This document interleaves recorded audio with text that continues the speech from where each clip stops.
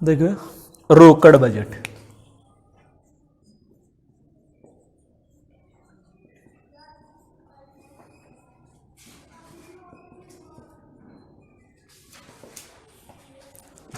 देखिए रोकड़ बजट का मतलब क्या होता है कि एक समयावधि में रोकड़ प्राप्तियों और रोकड़ भुगतानों का अनुमान लगाना ही आपका क्या कहलाता है, रोकड़ बजट कहलाता है। एक समयावधि में रोकड़ प्राप्तियां कि आपके पास कितना रोकड़ आएगा और आपसे कितना रोकड़ जाएगा, इसका अनुमान लगाना ही आपका क्या कहलाएगा, रोकड़ बजट कहलाएगा। क्लियर? तो लिखिए रोकड़ बजट। रोकड़ बजट एक समयावधि के लिए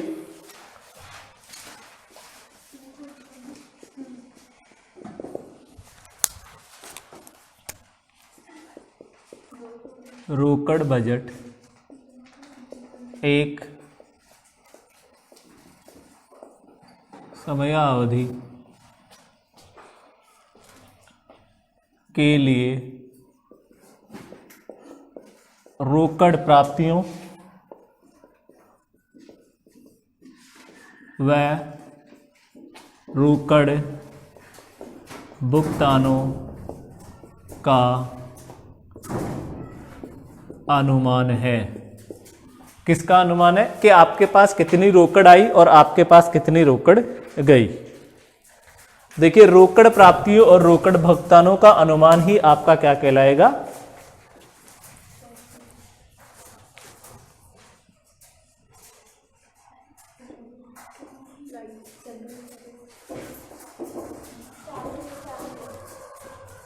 रोकड़ प्राप्ति और रोकड़ भुगतानों का अनुमान ही क्या कहलाएगा, आपका रोकड़ बजट, रोकड़ बजट कहलाएगा। क्लियर?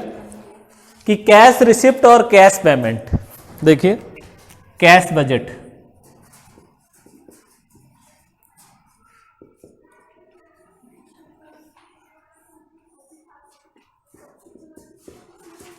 रोकड़ बजट, रोकड़ प्राप्तियों,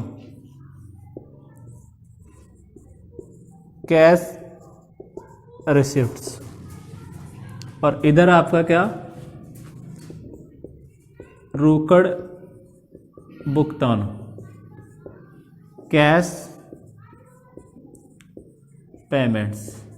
कि आपके पास कितना पैसा आएगा और आपसे कितना पैसा जाएगा, कितना पैसों का आप भुगतान करोगे, इसका पूर्वानुमान लगाना, इसका अनुमान लगाना ही आपका क्या कहलाएगा, रोकड़ बजट कहलाएगा।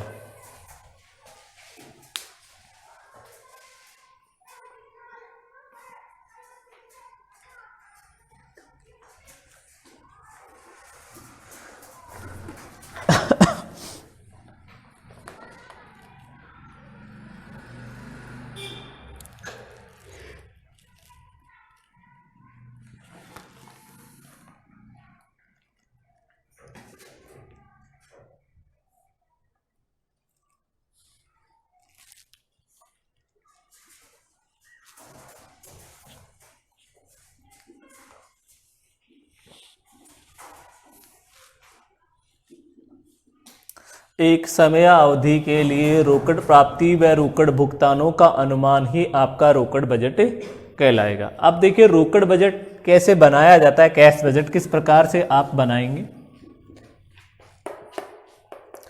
कैश रिसिप्ट है, उधर कैश पेमेंट्स है, कैश बजट।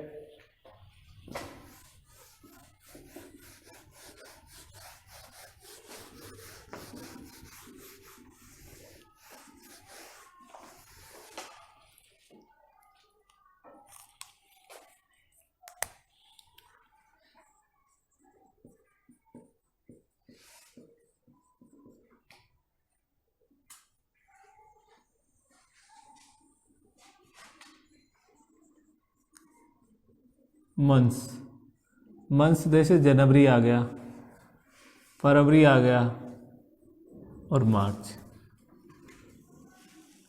ये जरूरी नहीं कि जनवरी फरवरी मार्च का ही बनता है, कोई से भी महीने का वो रोकड़ बजट अपन बना सकते हैं, पूर्वानुमान लगा सकते हैं। अप्रैल मई जून का बना सकते हैं, कोई सा भी मंथ हो सकता है आपका। क्लियर?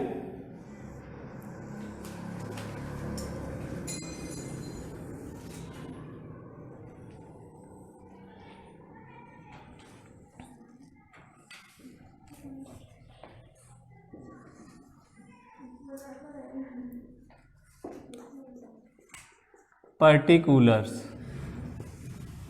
ठीक है, कैश बजट। देखिए सबसे पहले यहां पे आता है आपका बैलेंस, बीडी। क्या आएगा? Balance BD. पर्सन में आपको कैश का बैलेंस दे देगा, ओपनिंग बैलेंस। क्लियर? उसको यहां पर लिख देंगे। जो भी पर्सन नगद शेष देगा, नगद का बैलेंस कैश। क्लियर? उसके बाद इसमें लिखते हैं हम receipts.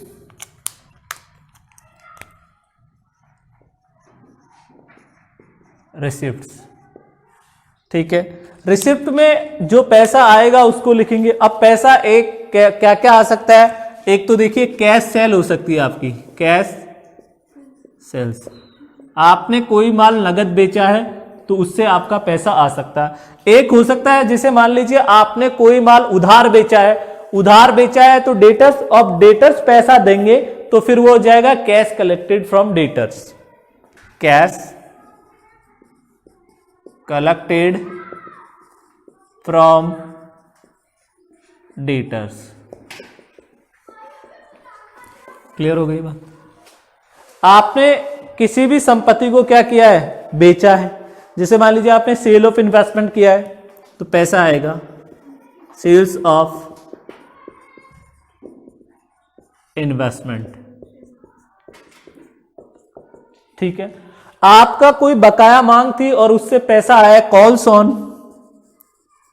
On shares and debentures.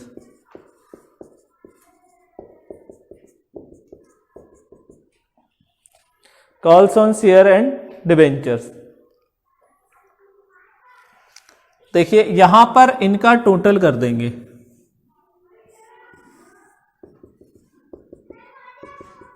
इसको बोलेंगे ए। ठीक है, टोटल।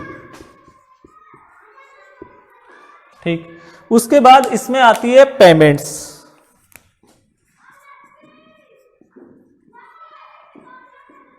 पेमेंट्स। अब देखिए पेमेंट्स में क्या क्या आएगा। जैसे आपने पेमेंट में आपने क्रय किया तो जैसे आपका कैश परचेज, आपने नगद खरीद लिया, फिर आपने उधार खरीदा और उसका पेमेंट किया, payment to creditors. Payment to creditors. आपने वेजेज एंड सैलरीज पेड की,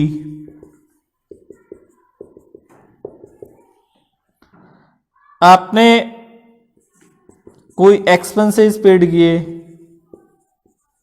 खर्चे चुकाए, पैसा जाएगा। डिविडेंड पेड किया, dividend and tax paid, dividend and tax paid.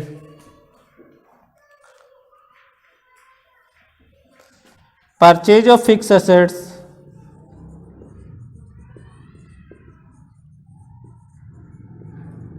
आपने खरीदी कोई। उसके अलावा आपने रीपेमेंट ऑफ लोन, लोन चुकाया। तो जो भी पैसा जाएगा वो यहां पर आ जाएगा और इसका हम क्या कर देंगे यहां पर, इसका भी यहां टोटल कर देंगे। अब जो ये आ गया क्या, बी। देखिए यहां पर लिखेंगे बैलेंस सी डी, ए माइनस बी, जो भी बचेगा। और इधर देखिए ये बैलेंस जो सी डी है, ए माइनस बी, ये यहां पर आया, इसका बैलेंस फिर यहां लिख देंगे और इसका बैलेंस यहां पर लिख देंगे। तो ये आपका किसका फॉर्मेट हो जाएगा, कैश बजट का फॉर्मेट तैयार हो जाएगा। सीधी सीधी बात आपको ध्यान रखनी है कि जो पैसा आएगा उसे रिसिप्ट में लिख दीजिए जहां से आ रहा है वह, और जो पैसा जा रहा है ना उसको आप पेमेंट में लिख दीजिए। क्लियर?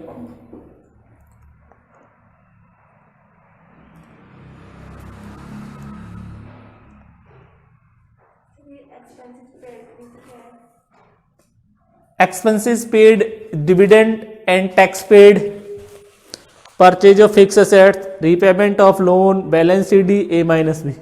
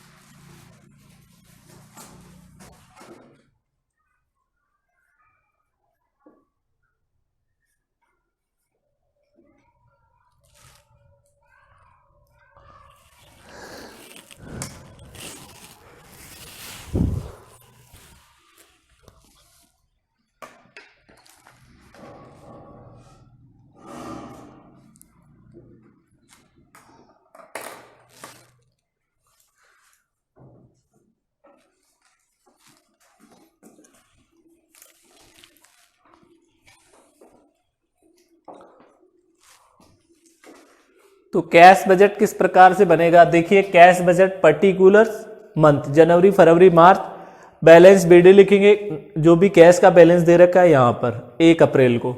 रिसिप्ट कैश सेल, आपने नगद बेचा है, अगर आपने उधार बेचा है तो देनदारों ने कितना पैसा दिया वो लिखेंगे। सेल्स ऑफ इन्वेस्टमेंट, अगर आपने बिक्री की है, calls on shares and debenture. इसके अलावा भी जो भी आपके पास रिसिप्ट है उन सभी रिसिप्ट को इधर लिख देंगे।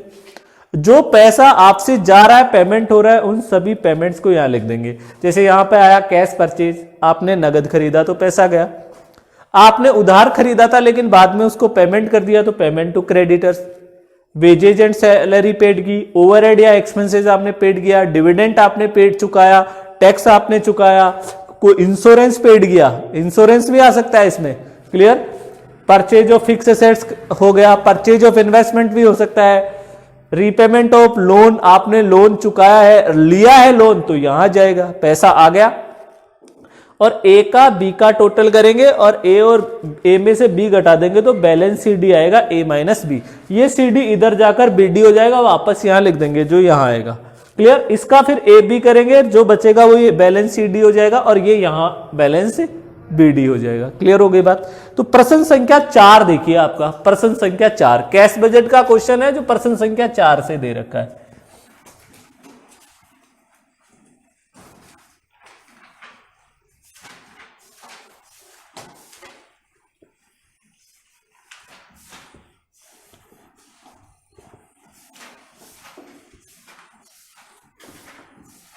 एम.आर. अग्रवाल की बुक प्रश्न संख्या 4।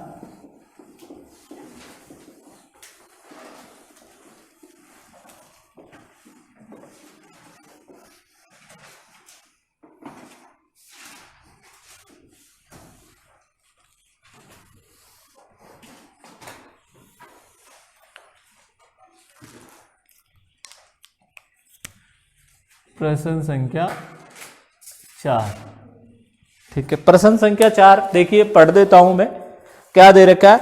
एबीसी कंपनी अपने बैंक से एक विशेष वर्ष में, देखिए कौन सी कंपनी है, एबीसी। प्रश्न संख्या 4 दे रखा है, एम.आर. अग्रवाल की बुक है और ये कह रहा है एबीसी कंपनी एक बैंक से एक विशेष वर्ष में अप्रैल से जून अवधि में अधिविकर्ष की सुविधा की व्यवस्था, अधिविकर्ष की सुविधा की व्यवस्था करना चाहती है, जबकि वह मुख्यतः स्कंद हेतु निर्माण करेगी।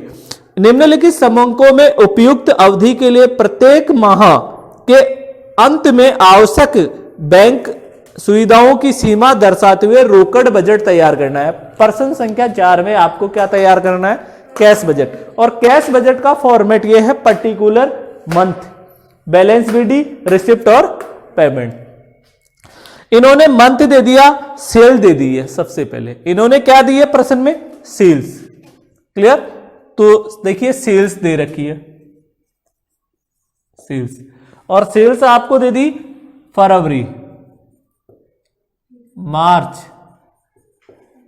अप्रैल, मई, जून, जून की 1,80,000, 1,92,000, 1,08,000, 1,74,000, 1,24,000, 26,000, ये आपको पर्सन में सेल्स दे दी। फिर इन्होंने आपको परचेज भी दी है। देखिए परचेज वही फरवरी महीने की, मार्च की, अप्रैल की, मई की और जून की पर्सन में। और आपको परचेज दे दी 1,24,800,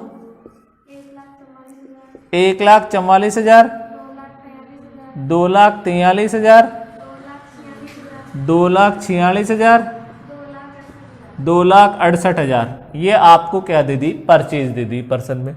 परचेज के अलावा आपको क्या दे दिया, वेजेज, वही फरवरी की, मार्च, अप्रैल, मई और जून की 12,000, 14,000, 11,000, 10,000, 15,000, ये आपको वेजेज भी दे दी।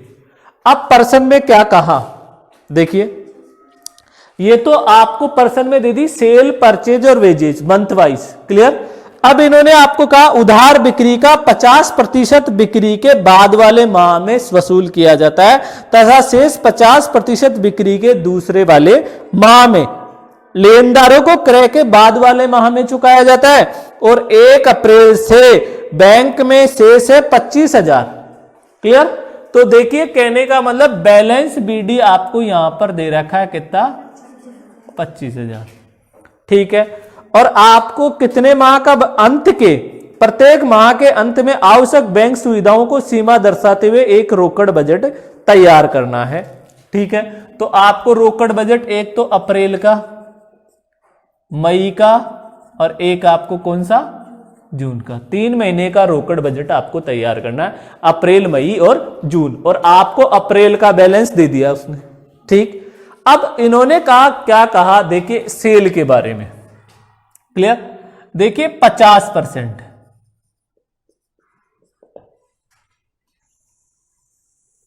50%, तो इसकी 50% कितनी होगी, 90,000। तो यहां पे भी 50% बच जाएगी, 90,000। इसकी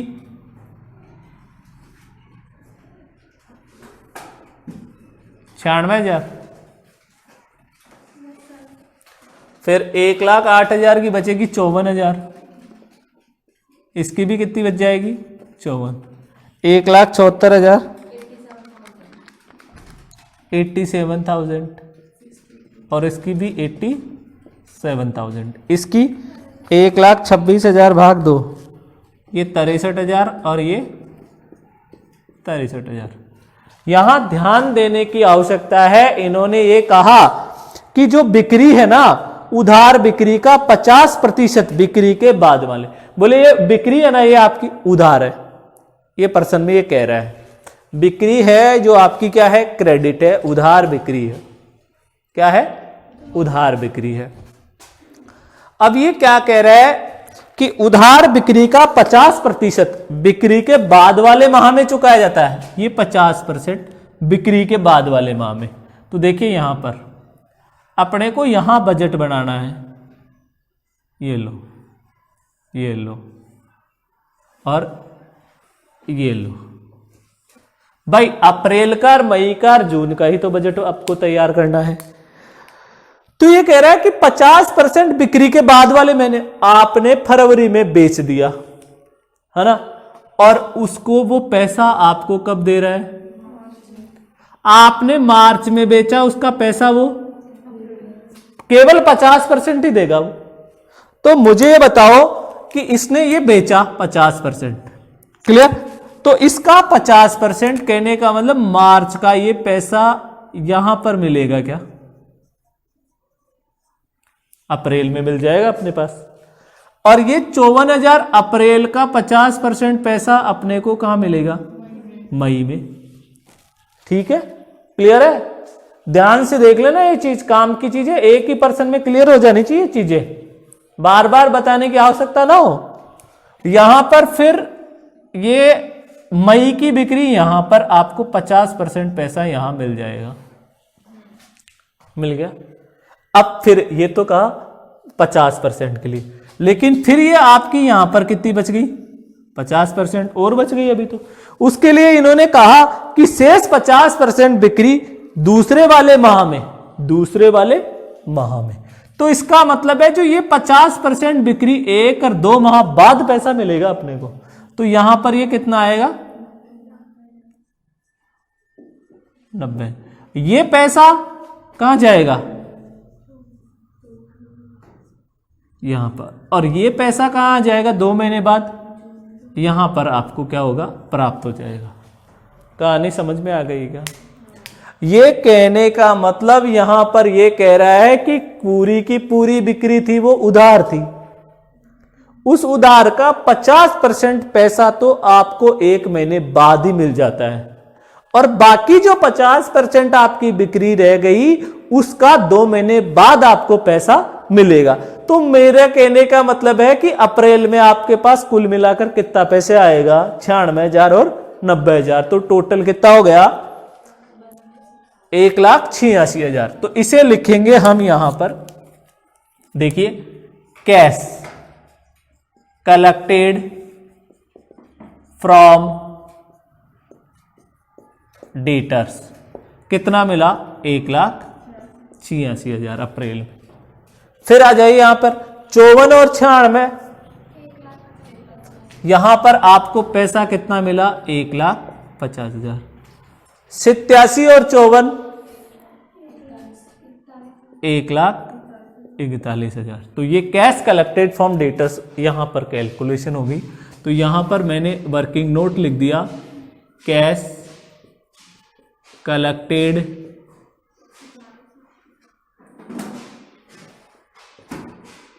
फ्रॉम डेटर्स की गणना, कैश कलेक्टेड फ्रॉम डेटर्स की गणना किस प्रकार आपकी हुई।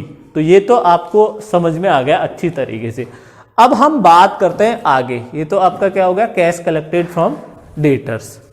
फिर इन्होंने क्या कहा? देखिए, इसी पर्सन में फिर कह दिया लेनदारों को क्रय के बाद वाले माह में चुकाया जाता है। इधर देखिए, लेनदार तो जो परचेज होंगे ना, उनसे होंगे आपके लेनदार, क्रेडिटर्स।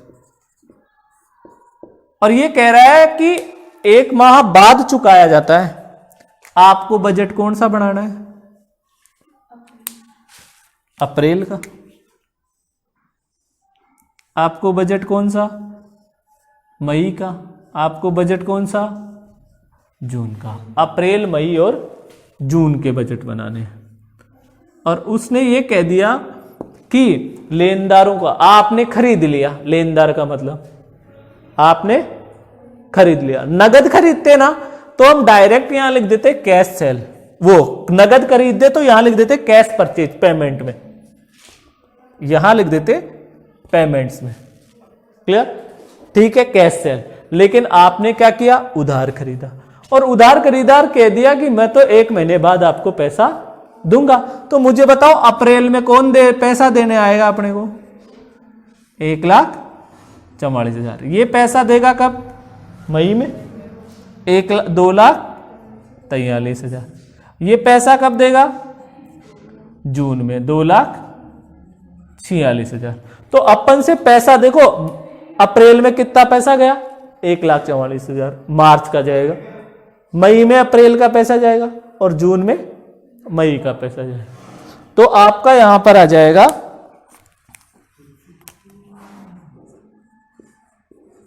Payments to creditors. कितना? 1,44,000, 2,43,000 और 46,000। आ गई बात समझ में?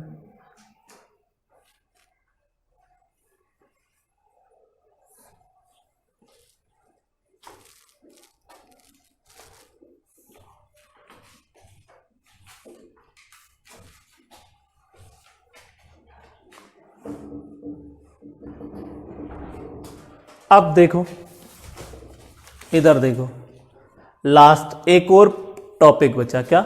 वेजेज के बारे में कुछ नहीं कहा, कुछ भी नहीं बोल रहा। नहीं बोल रहा तो इसका मतलब है, देखिए ये तो क्या है, फरवरी, ये आपका क्या है, मार्च, ये आपका क्या है, अप्रैल, ये मई, और ये जून। कुछ भी नहीं बोला, इसका मतलब है payment, wages paid, wages paid. और वेजेज जिस महीने में जितनी थी उतनी आपने क्या कर दी, चुका दी। तो यहां पर आपने कितनी चुकाई, 11,000। यहां पर कितनी चुकाई, 10,000। यहां पर आपने कितनी चुकाई, 15,000 वेजेज का पेमेंट कर दिया। तो ये तो सेल का हो गया, परचेज का और वेजेज का ट्रीटमेंट। अब इसका देखो किस प्रकार से क्या करेंगे। यहां पर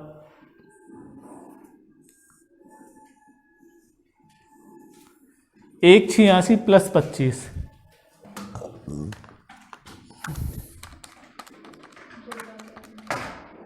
ये आ गया 2,11,000। यहां पर इसका टोटल करेंगे,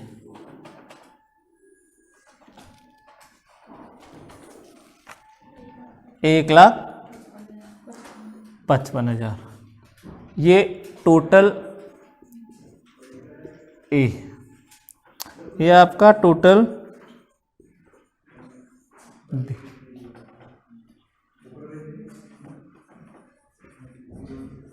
balance sheet A minus B.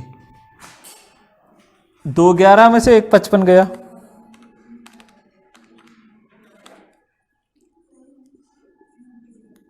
56,000 आ गया आपका balance C D. Balance C D, इस 56,000 को यहां हम लिख देंगे बैलेंस सी डी। 56 प्लस 1,50, 2,00,000।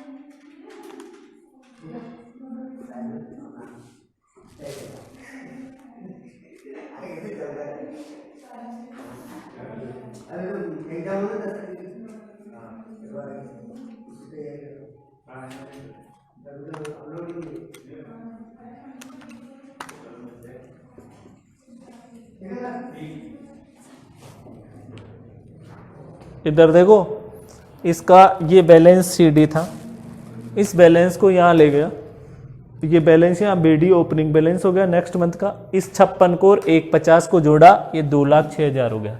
इधर 2,43 और 10 को जोड़ेंगे तो 2,53,000। इसमें से इसको घटाया तो ये ज़्यादा है और ये कम है, तो इसका मतलब ये आपका बैंक ओवरड्राफ्ट आ गया ब्रैकेट। ठीक है, इसको यहां पर ले गए वापस, ये बैंक ओवरड्राफ्ट है। ठीक है, क्लियर। 1,41 में से 47 गए तो 94,000। ये 2,46 और 15, 2,61,000। 2,61 में से 94 गए, 1,67,000। ये भी आपका ओवरड्राफ्ट आ गया, बैंक ओवरड्राफ्ट।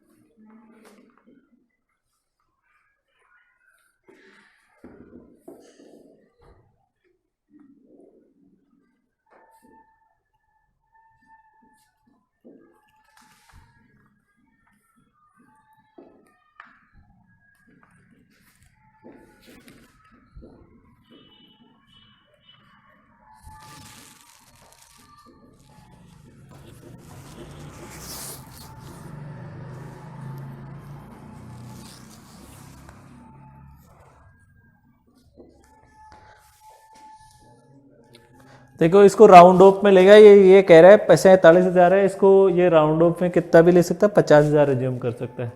कितना? 50,000। आंसर में बता रखा है आपको, ठीक है, क्लियर। और ये 1,47,000 है ना, इसको राउंड ऑफ में कितना हो गया, 1,70,000। वो 1,20,000 ऐसे बता रखा है कि भाई 1,47 आया आपका टोटल फाइनल ओवरड्राफ्ट, उसमें से 47 तो कौन से महीने का था, मई का, तो 47 गया, 1,20 में से तो बचा कितना, 1,47 में से 47 गया, तो 1,67 में से 47 गया, तो 1,20,000 ऐसे बता रखा है, क्लियर। तो इस तरीके से आपका ये प्रश्न संख्या 4 आपका कंप्लीट है।